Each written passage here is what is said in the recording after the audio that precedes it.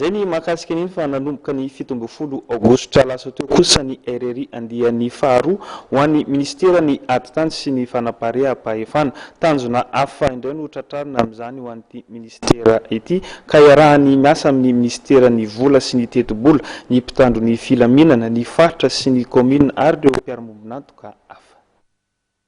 Apiakatra hatramin'ny 300 isan-jato ny tahan'ny fampidiran-ketra eo anivon'ny vondrom-bahoaka Itsinjaram-pahefana.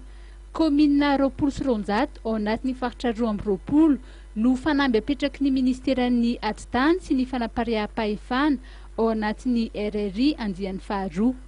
Nanomboka ny 17 Aogositra lasa teo ny hetsika ary totosaina ao anatin'ny 100 andro ho fanatanterahana ny asa miaraka amin'ny mpiara-miombonantoka hafa toy ny ministeran'ny vola sy ny teti-bola, ny mpitandro filaminana ary ny faritra sy ny komina. 20 ny région Tanjona amin'ity izay misy commune 10 isakin'ireo région ireo, izany hoe firy izany 20 sy 100 ny commune. Dia ny anaovana azy indray amin'ity tsy 20 isan-jato intsony fa 30 isan-jato no tanjona izay tratrany, dia mitovy ihany aloha la prélèvement, ristourne sy impôt synthétique ireo no tratrarina.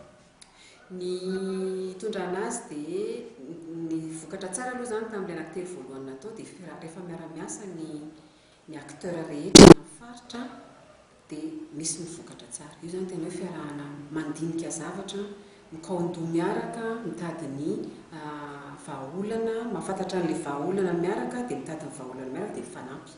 Izay izany nahatongavany iretsy tamin'ny voalohany iretsy hoe nahatratra an'ilay tanjona, izany hoe tafiditra na ny mpiasan'ny service ny fiska, ny ao amin'ny commune, tao amin'ny faritra, ny préfet, ny zareo amin'ny force de l'ordre, tena misy ny DNSTD rehetrarehetra izay voasahana amin'izay tena mifanampy. Tondrana dia mametraka équipe régionale ny faritra tsirairay aby hanao an'io angaretona io. Raha tsy ahivina ny RRI voalohany no totosaina ny volana martsa hatramin'ny volana jona lasa teo tamina faritra telo Bonglava, Aloatra Mangoro ary Itasy, naomby ny ezaka ho an'ny fampidiran-ketra. Raha 20 isan-jato no fanambina petraka ho an'ny fampidiran-ketra, mihoatra lavitry ny 50 isan-jato ny vokatra azo raha oharina tamin'ny fampidiran-ketra 14 sy 20. Dia ao izy mametraka hoe iza ny hitondra l'équipe, ohatran'ny l'équipe mpanao sport reny, iza ny leader et stratégique, iza ny coach amin'izany anetsiketsika amin'ilay zavatra izay, dia apetraka ny tanjona dia miaraka mandinika ry zareo izany hoe firy ny tratrantsika tamin'ny herintaona.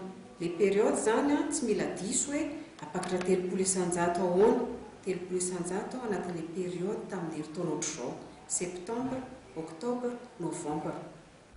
Ho an'ny faritra Bonglava manokana dia nahitana fiakarana hatrany amin'ny 70 ny fampidiran-ketra teo anelanelan'ny volana martsa hatramin'ny volana jona.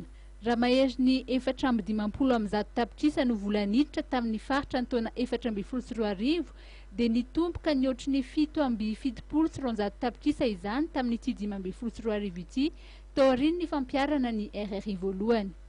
Tafiditra amin'ny firosoana amin'ny fitsinjaram-pahefana tena izy ny hetsika fampitomboana ny fampidiran-ketra eny anivon'ny vondrom-bahoaka Itsinjaram-pahefana, ary ny ahatonga ny vondrom-bahoaka Itsinjaram-pahefana mahavelo-tena no tanjona apetraky ny ministeran'ny adi-tany sy ny fitsinjaram-pahefana.